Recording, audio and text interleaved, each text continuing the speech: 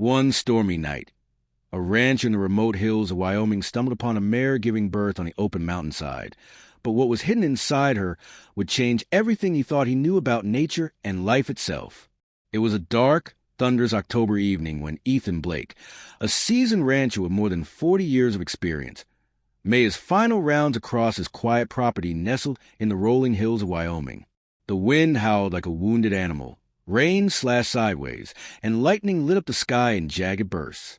Ethan had seen storms before, plenty of them, but this one felt different, heavy, almost ominous, as he checked the farthest edges of his land, scanning for stray livestock or downed fences. Something caught his eye near the base of the mountain just beyond his pasture line, a flicker of movement, barely visible through the sheets of rain. Curious, he grabbed his flashlight and trudged toward the source. There, on the open mountainside, stood a lone Mustang Mare. Not just any mare. She was massive, nearly 17 hands high, with a sleek silver-gray coat that shimmered even in the dim light. Her eyes, they were piercing, intelligent, almost knowing. But it wasn't just her beauty that struck Ethan. It was the unmistakable signs of distress. She was in labor, and not just early labor. She looked exhausted, drenched in sweat, and showing signs of severe distress. Horses usually gave birth within a few hours, but this mare, she'd been at it for far longer. Ethan's heart clenched. He'd helped countless animals give birth over the years, but something told him this wouldn't be routine. He called his longtime friend and vet, Dr. Rachel Monroe, despite the late hour and the worsening storm. Rachel arrived half an hour later, soaked and shivering, but ready. As soon as she laid eyes on the mare, her brow furrowed. "This isn't normal," she said, examining the mare's vital signs. "Horses don't survive labor this long." Ethan nodded grimly. "I think she's been going since yesterday." They worked quickly, setting up portable lights and tools, preparing for what they assumed would be a difficult but manageable delivery. But the deeper they examined, the more confused they became. The foal's position was all wrong. The mare should have been in excruciating pain, yet she remained eerily calm, almost deliberate. Hours passed. The storm raged outside while the two humans watched in stunned silence as the mare seemed to control her own labor, pausing when needed, resuming only when conditions improved. "This is impossible," Rachel whispered, watching the mare breathe deeply, almost meditatively. "She's managing her own birth."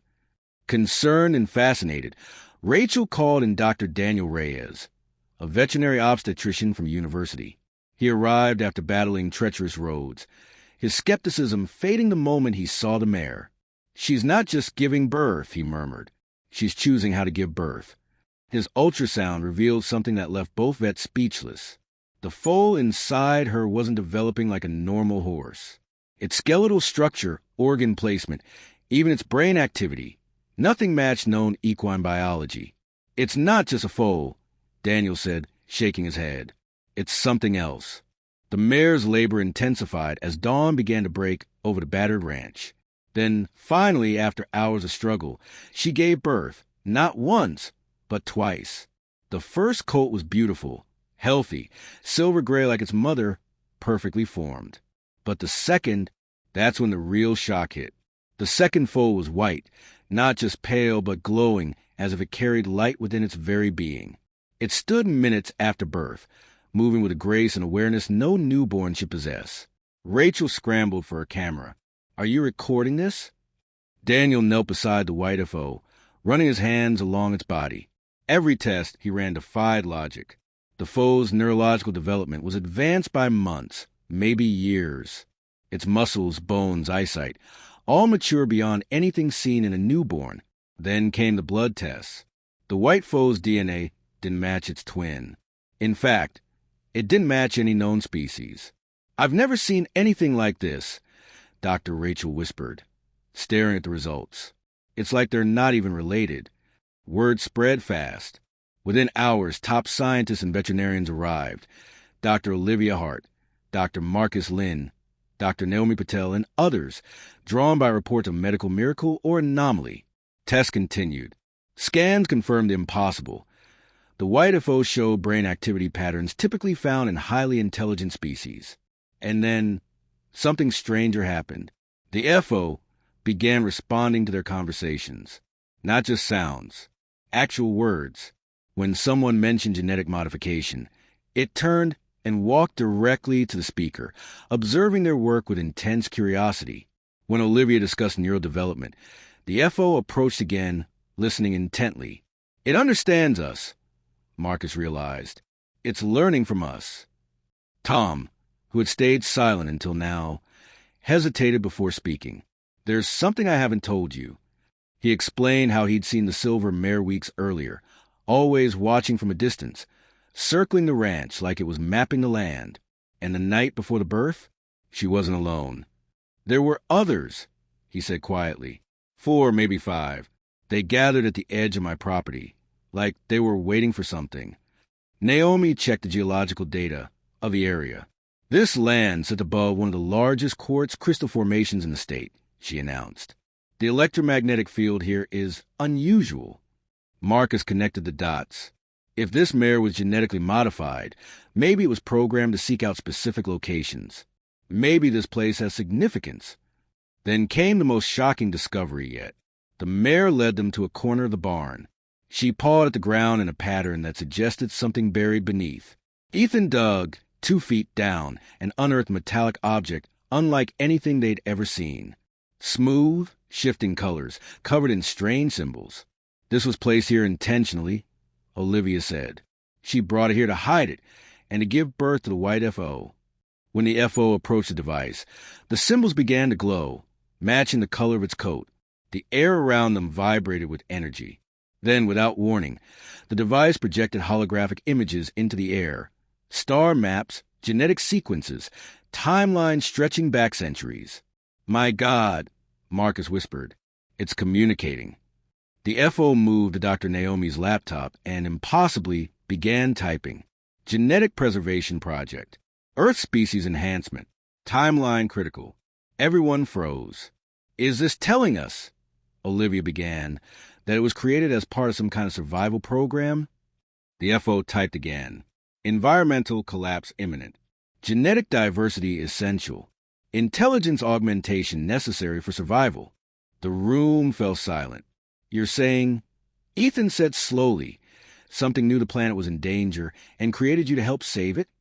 The hologram shifted, displaying current climate models, biodiversity loss, ecosystem collapse projections, all aligning with the worst-case scenario scientists had predicted. This isn't just about horses, Olivia realized. This is about preserving life on Earth. Just then, hoofbeats echoed outside. Through the barn door, they saw more horses approaching, each with a white companion by their side. More enhanced foals. Dozens of them. The Genetic Preservation Project wasn't limited to one mare. It was widespread, organized, purposeful. Ethan looked at the original mare, still nursing her twin foals. She wasn't afraid. She wasn't confused. She was watching, waiting, understanding. This whole thing, Rachel whispered, was planned. Over time, Ethan's ranch became a research center where scientists and enhanced animals worked together to develop strategies for species preservation.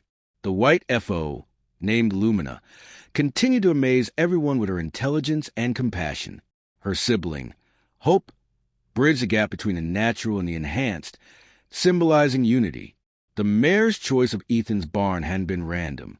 It was a calculated move, a way to introduce humanity to a lives we never knew existed.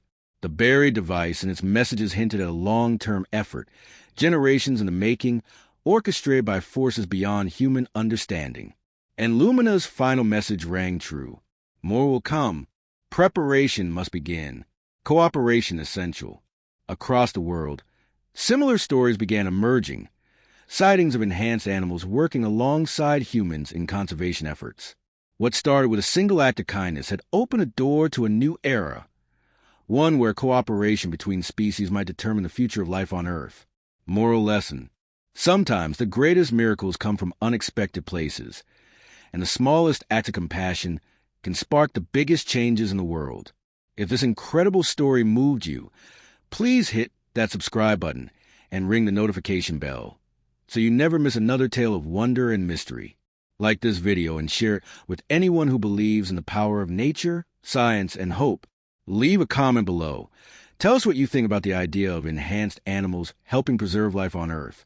Your thoughts can inspire our next amazing journey. Thank you for joining us today. Remember, sometimes the most important discoveries begin with a simple act of kindness.